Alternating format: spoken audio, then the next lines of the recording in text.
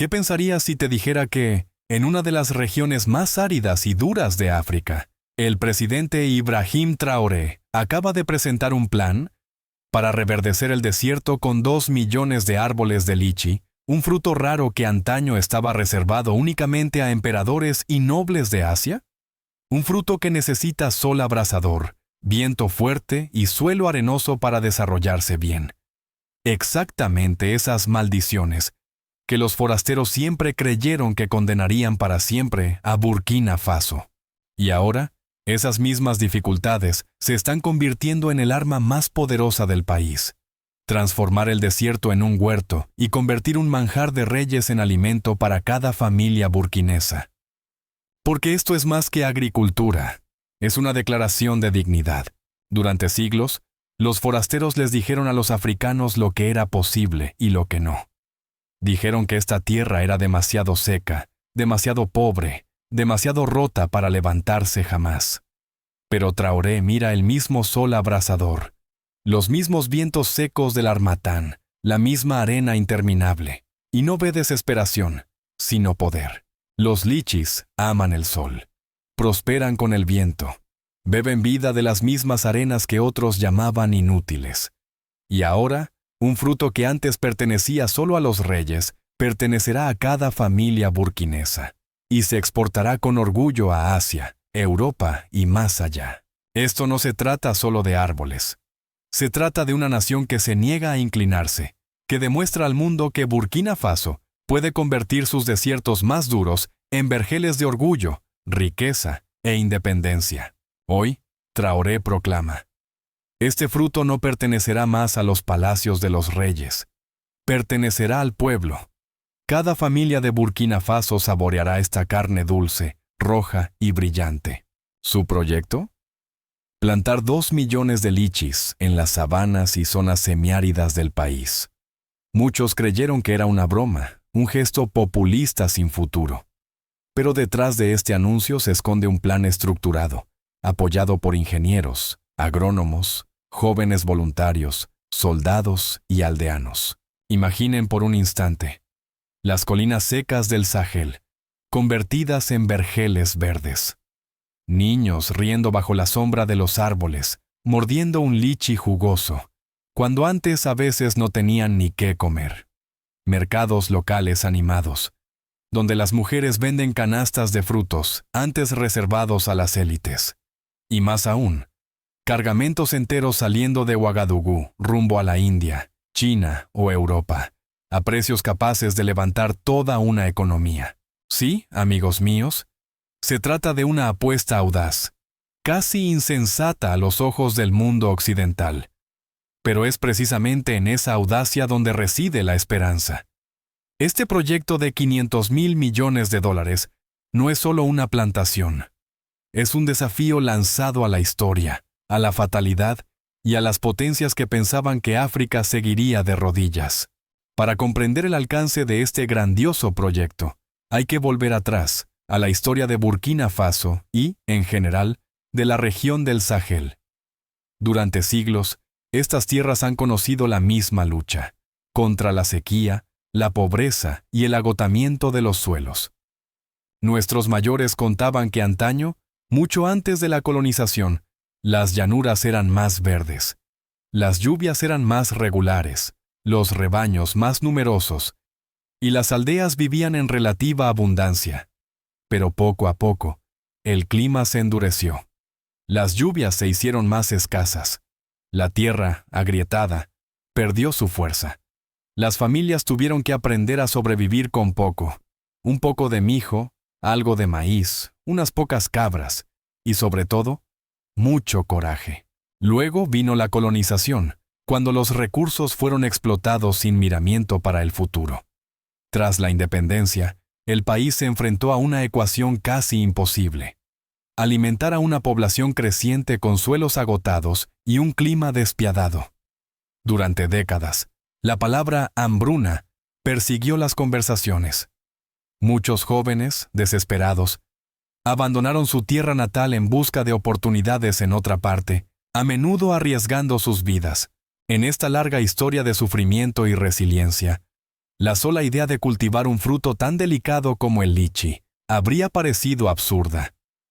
El lichi, fruto de lujo, fruto de los emperadores chinos, de las cortes reales de Asia, de los banquetes principescos.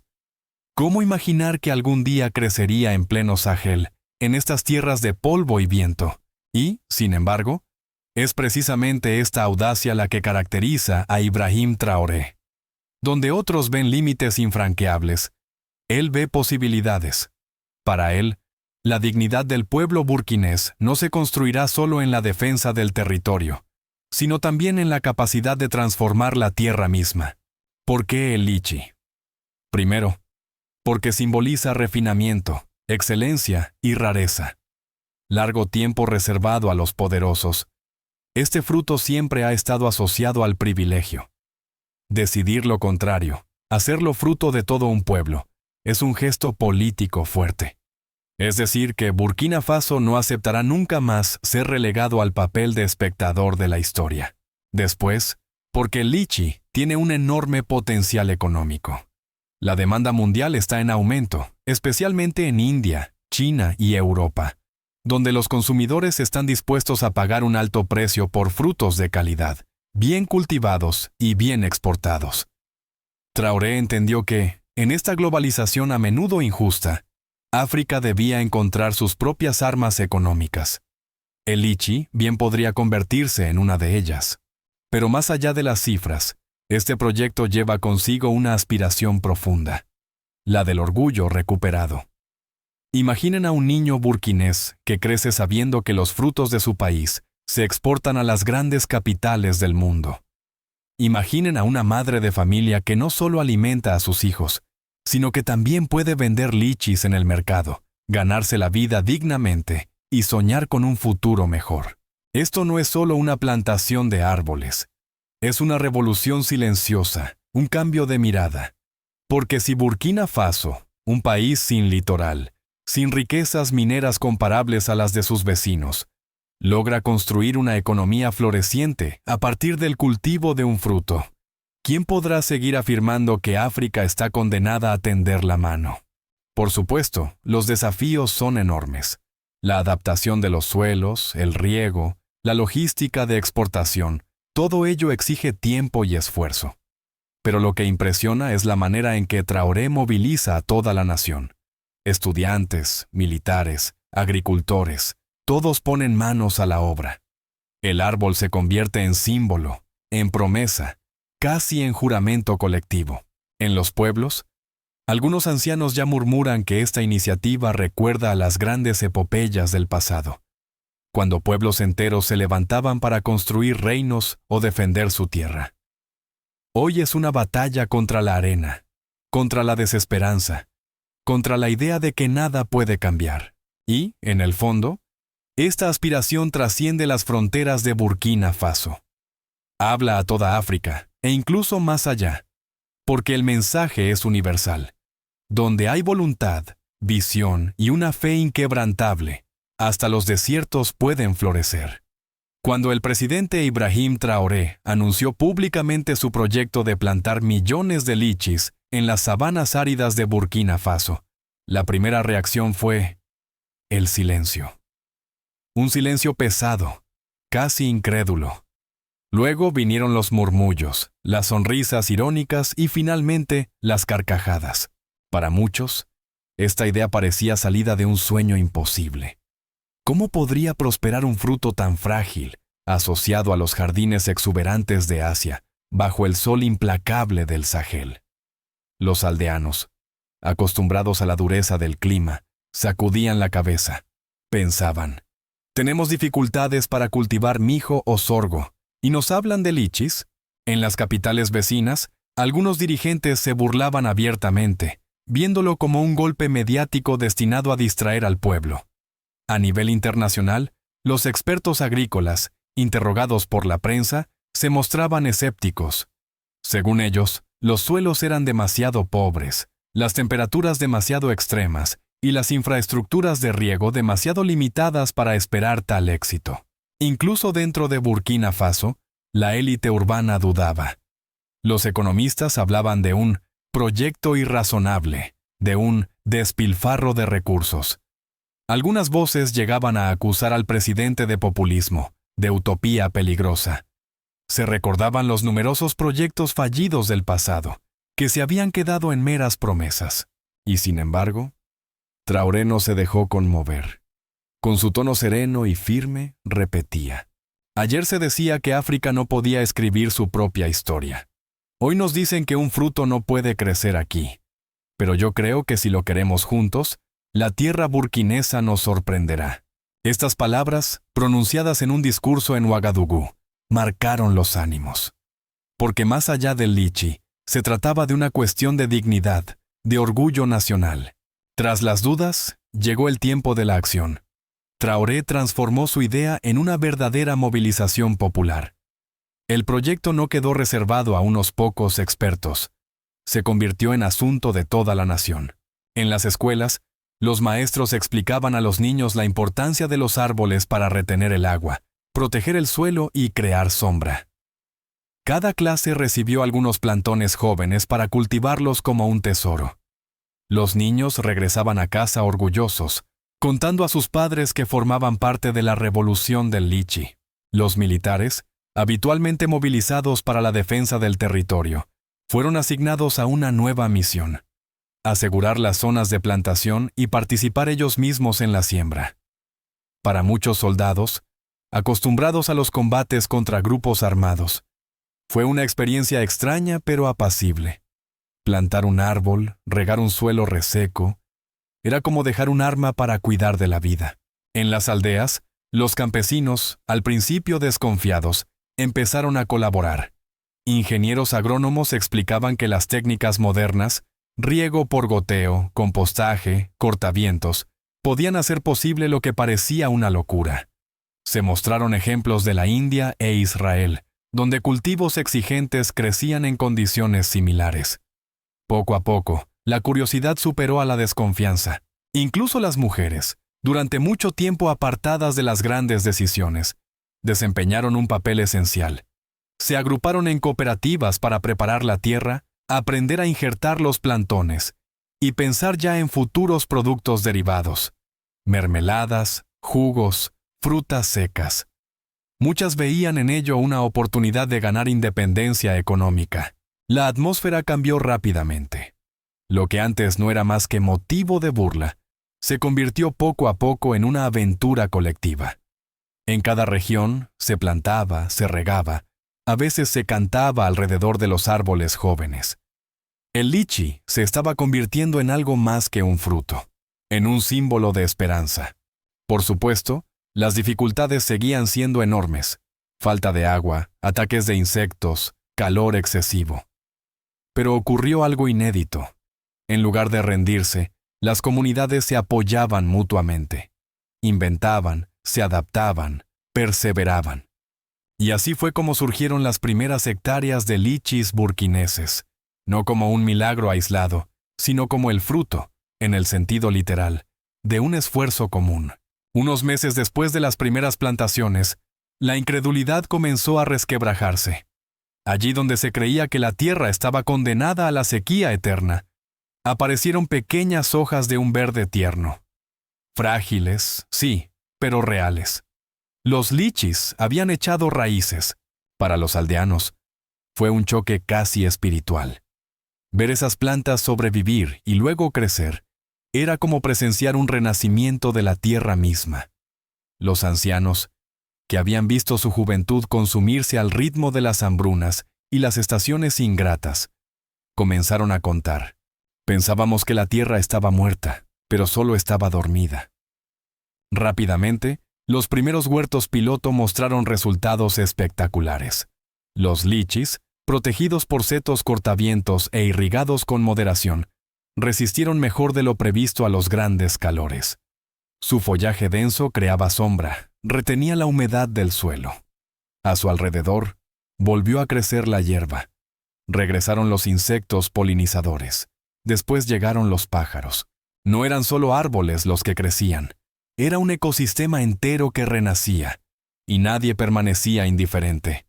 Los campesinos, antes escépticos, observaban con los ojos muy abiertos. Los niños corrían entre las jóvenes plantaciones, orgullosos de mostrar a sus compañeros su árbol. En Ouagadougou, los periódicos empezaron a cambiar de tono. Las portadas que antes hablaban de una quimera presidencial se transformaron en titulares entusiastas. Cuando el desierto reverdece, los lichis burkineses sorprenden a los expertos. El efecto psicológico fue inmenso. Por primera vez en mucho tiempo, los burkineses tenían la prueba tangible de que lo imposible podía hacerse realidad. Pasaron 3 años. Fue un tiempo de paciencia, de cuidados, de trabajo arduo. Y luego, una mañana, en una aldea de la meseta central, un campesino mostró a sus vecinos un racimo rojizo colgando de una rama. Lichis de verdad, cultivados en la tierra burkinesa. La noticia recorrió el país como un reguero de pólvora. Muy pronto, otras plantaciones produjeron sus primeros frutos. Los habitantes, al principio incrédulos, los probaron. El perfume dulce, la pulpa jugosa, la frescura incomparable. Todo confirmaba que no era un sueño. ¿Quién habría creído que nosotros, simples aldeanos, comeríamos algún día los frutos reservados a reyes y emperadores? Decían los ancianos. El lichi, antes símbolo de lujo reservado a las cortes imperiales de China y a las élites coloniales, se hacía accesible a todos. Para las familias rurales, era más que un placer. Era un orgullo nacional. Pero Traoré no veía en este fruto solo una recompensa simbólica. Veía una palanca económica mayor. Con sus asesores, organizó las primeras cooperativas de exportación. Se compraron camiones frigoríficos. Los aeropuertos regionales empezaron a preparar infraestructuras para transportar los frutos frescos a los mercados extranjeros. El interés internacional no tardó. Mayoristas indios, chinos y europeos enviaron delegaciones. Quedaron asombrados al constatar la calidad de las cosechas. Un inversor indio, maravillado, declaró: «Si Burkina Faso puede producir lichis en cantidad, el mundo entero los querrá». Muy pronto, los contratos se multiplicaron. Las cooperativas locales firmaron acuerdos de exportación. Por primera vez, Burkina Faso se preparaba para vender no una materia prima bruta, como el algodón o el oro, sino un producto agrícola de alto valor añadido. Los ingresos comenzaron a fluir. En algunas aldeas se renovaron escuelas gracias a los beneficios. Los dispensarios pudieron comprar nuevos equipos. Los jóvenes, que pensaban emigrar, vieron de repente una razón para quedarse. Trabajar la tierra de sus antepasados ya no era una condena a la miseria, sino una promesa de futuro. Así, los primeros frutos del lichi no trajeron solo dulzura al paladar. Trajeron la prueba de que una nación podía renacer gracias a su propia audacia. Cuando los primeros cargamentos de lichis salieron de Burkina Faso rumbo a los mercados de Bombay, Shanghái y París, un nuevo aliento recorrió la nación. En las aldeas donde antes se vivía al ritmo de las hambrunas, los graneros se llenaron. El dinero de las cooperativas, compartido equitativamente, permitió a las familias liberarse poco a poco de las deudas que las asfixiaban desde hacía décadas. En algunas aldeas, las mujeres fueron las primeras en sentir el viento del cambio. Antes confinadas a las tareas domésticas y a los mercados locales, se convirtieron en actrices centrales de la cadena. Muchas se agruparon en asociaciones, aprendiendo a transformar el lichi en jugo, en mermeladas, en frutas secas, pero también en productos de belleza a base de extractos naturales. Una mujer de Bobo Dioulasso resumió esta revolución en una frase: «Éramos espectadoras de la pobreza. Nos hemos convertido en actrices de la prosperidad». Las aldeas se iluminaron. Gracias a los ingresos del comercio, se instalaron paneles solares para la electricidad, bombas modernas para el agua potable e incluso conexiones a Internet en las escuelas. Lo que antes parecía inaccesible, ordenadores, bibliotecas, centros de salud equipados, se convirtió poco a poco en realidad. La transformación fue tan rápida que algunos visitantes extranjeros creyeron que era una puesta en escena. ¿Cómo podía este país, calificado hace 10 años como el eslabón débil del Sahel, mostrar hoy aldeas dinámicas donde los jóvenes se vestían mejor, hablaban de comercio internacional y soñaban con el futuro. La respuesta se resumía en una palabra: Traoré. No como un milagro aislado, sino como el catalizador de una energía colectiva largamente reprimida. El éxito de los lichis burkineses no se limitó a las aldeas. Muy pronto, fue el conjunto de la economía nacional el que entró en mutación. Primero, el comercio exterior. Las exportaciones de lichis, vendidas a precios elevados en los mercados de Asia y Europa, aportaron divisas preciosas. Burkina Faso, que antes dependía de subvenciones y préstamos condicionados de las instituciones internacionales, comenzó a financiar sus propios proyectos gracias a estos ingresos. Después, le tocó el turno a las infraestructuras. Las carreteras rurales, durante mucho tiempo abandonadas, fueron rehabilitadas para llevar las frutas hasta los aeropuertos y los puntos de almacenamiento frigorífico.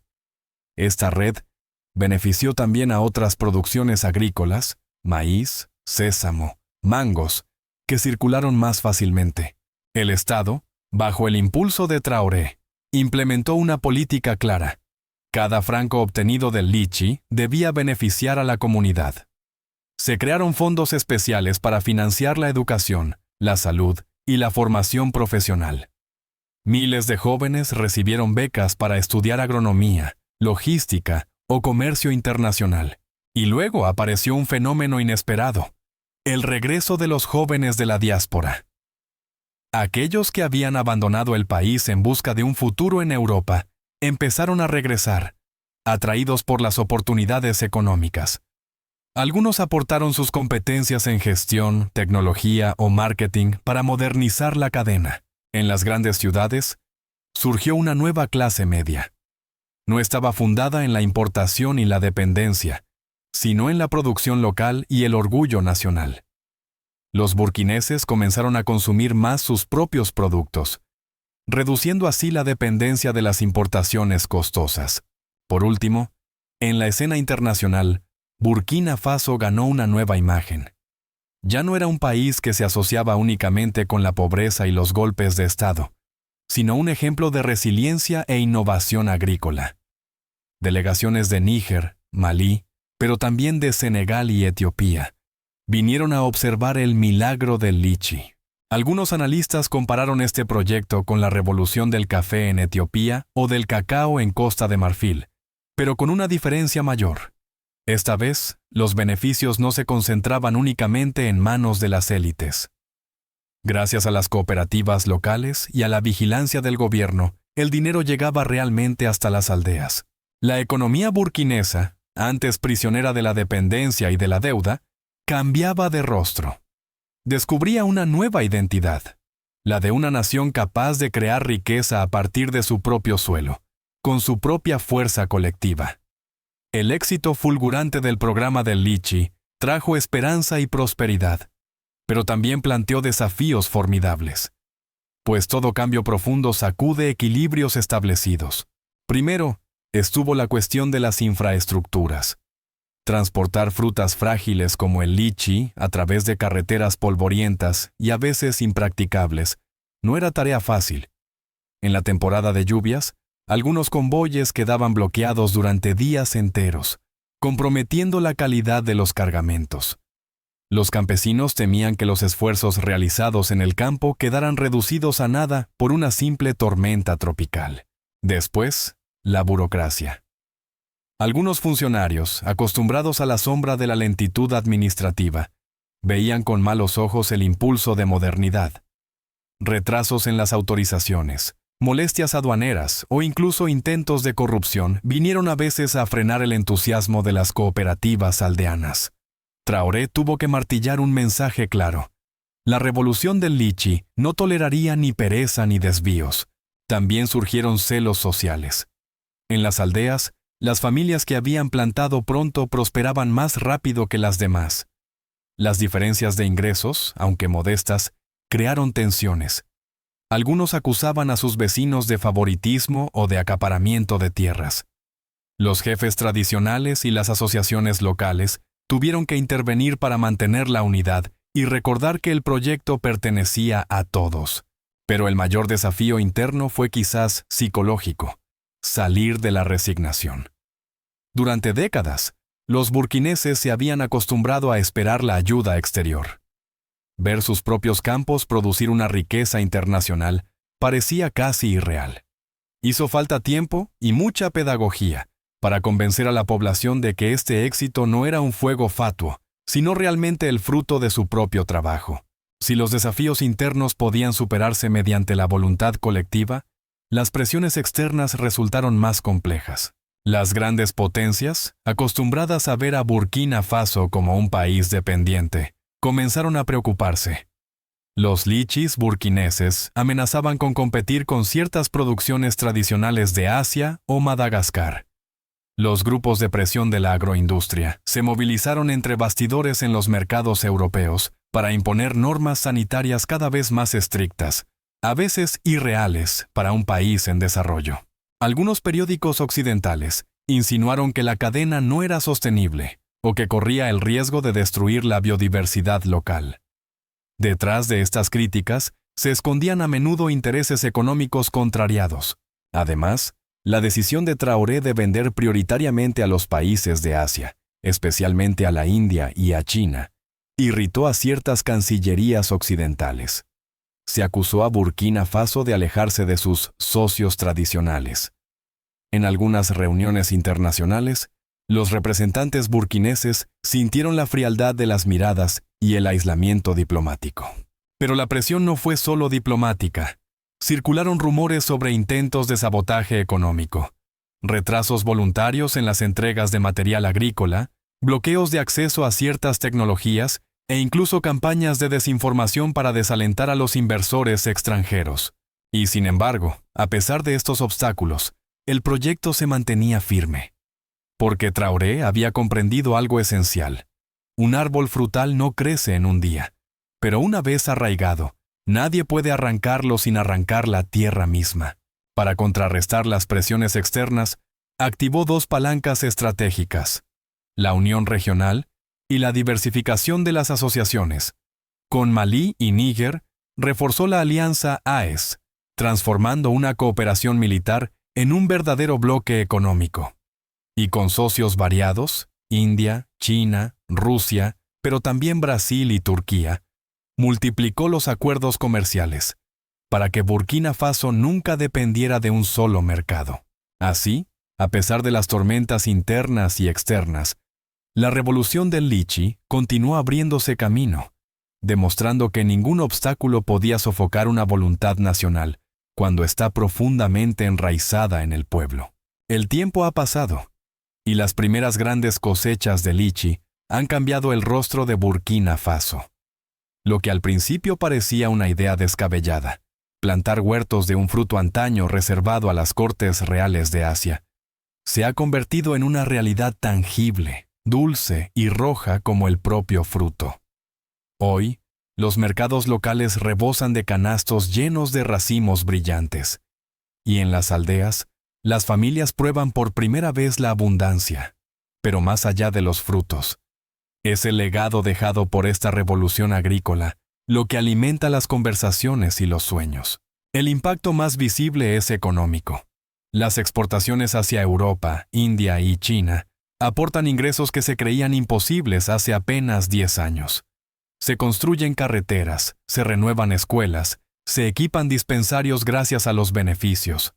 Los jóvenes encuentran trabajo no solo en las plantaciones, sino también en la transformación y la logística. Las cooperativas de mujeres producen jugos, mermeladas, frutas secas e incluso cosméticos a base de lichi. En las aldeas, ahora se habla de proyectos de futuro en lugar de mera supervivencia diaria. Pero más allá del dinero, es la confianza recuperada la que sacude las mentes. Los burkineses, acostumbrados durante mucho tiempo a depender de ayudas externas, descubren que son capaces de construir por sí mismos una economía próspera. Ese nuevo orgullo es, sin duda, el legado más valioso. El éxito del lichi abre también perspectivas inmensas para el futuro agrícola del país. Si se ha logrado aclimatar este fruto exigente en tierras semiáridas, ¿por qué no imaginar otros cultivos de alto valor añadido? Ya surgen proyectos piloto en torno al mango mejorado, los cítricos e incluso la vid adaptada al clima saheliano. La agricultura burkinesa, antes limitada a unos pocos productos de subsistencia, se convierte en un laboratorio de innovación, un ejemplo que otras naciones del Sahel observan con envidia. Así, lo que había empezado como una apuesta nacional se transforma en una ambición regional. Convertir al Sahel no en una tierra de sequía y hambruna, sino en una tierra de abundancia y exportación. Poco a poco, toda África se reconoce en esta experiencia. Malí, Níger y Chad envían delegaciones para aprender e inspirarse. En las conferencias internacionales se cita a Burkina Faso como prueba de que el continente no está condenado a la asistencia, sino que es capaz de levantarse gracias a la ingeniosidad de su pueblo. Cada cargamento de lichis enviado a Asia o Europa se convierte en un mensaje silencioso. África puede producir, África puede alimentar al mundo, África puede trazar su propio camino. Para los propios burkineses, el lichi ha adquirido un valor casi espiritual. En los cuentos que se narran a los niños, el fruto rojo se convierte en símbolo de prosperidad y paciencia. En los matrimonios, ahora se ofrecen lichis como prenda de respeto y felicidad. En los cantos populares se celebra el fruto rojo de la libertad. Como el árbol que tarda años en dar sus primeros frutos, el país ha aprendido a esperar, a perseverar y finalmente a cosechar el fruto de sus esfuerzos. Este nuevo símbolo, enraizado en la cultura, refuerza el sentimiento de identidad y dignidad nacional. Por supuesto, no faltarán los desafíos del mañana. El cambio climático, la competencia internacional y la fragilidad de las infraestructuras siguen siendo amenazas muy reales. Pero ahora, esas dificultades ya no asustan. Porque un pueblo que ha logrado transformar el polvo en huertos, sabe que puede afrontar el futuro. Ibrahim Traoré gusta de recordarlo en sus discursos. Lichi hoy, África libre mañana. Este fruto no es un fin en sí mismo, sino el comienzo de una nueva era, una primera piedra en la construcción de un continente soberano y respetado. En verdad, el mayor legado del proyecto es la promesa que hace a las generaciones futuras. Los niños de hoy, que corren entre los huertos y prueban los primeros frutos, crecerán con la idea de que su país puede ofrecerles un futuro digno. No tendrán que abandonar su tierra para buscar trabajo en otra parte. Al contrario, será el mundo quien vendrá a golpear a su puerta para comprar lo que produce Burkina Faso. Y cuando la historia recuerde el nombre de Ibrahim Traoré, no será solamente el de un capitán convertido en presidente. Se dirá que fue el hombre que hizo brotar jardines de abundancia en tierras quemadas. El hombre que transformó un fruto antaño reservado a reyes en símbolo de libertad para todo un pueblo, y que convirtió a Burkina Faso en un modelo para toda África. Así, el legado del lichi trasciende los huertos, los mercados y los contratos comerciales. Se inscribe en los corazones y en las memorias como una lección de coraje, de perseverancia y de dignidad. Y ese legado, nadie podrá borrarlo, porque ahora pertenece a las generaciones venideras que, al morder la pulpa dulce del fruto rojo, saborearán el más raro de todos los sabores, el de la libertad conquistada con sus propias manos. Mis queridos amigos, al cerrar este relato, quisiera dirigirme a ustedes como se habla alrededor de una hoguera en el pueblo, cuando las generaciones se reúnen para transmitir lo que realmente importa. Ustedes han conocido los años oscuros, han visto la pobreza, la dependencia, las promesas incumplidas de los poderosos. Por eso saben mejor que nadie lo que significa el renacimiento de nuestra tierra. Este proyecto de huertos de lichis no es solo una cuestión de frutos o de exportaciones. Es una victoria del coraje sobre la resignación, de la unidad sobre la división, de la fe sobre la duda. Cuando vemos a nuestros hijos correr entre los árboles y morder estos frutos rojos, Sabemos que el sacrificio de nuestros antepasados no ha sido en vano. Por eso, los invito a mantener vivo este orgullo. Cuenten a sus hijos y nietos que Burkina Faso supo transformar el polvo en abundancia, y que lo que construimos hoy es una promesa para el mañana. Y recuerden, cada fruto recogido, cada sonrisa de un niño alimentado, cada familia que recupera la esperanza, es ya una victoria contra el olvido y contra la fatalidad. África se levanta, mis queridos amigos, y tenemos la suerte de ver, con nuestros propios ojos, el amanecer de un tiempo nuevo.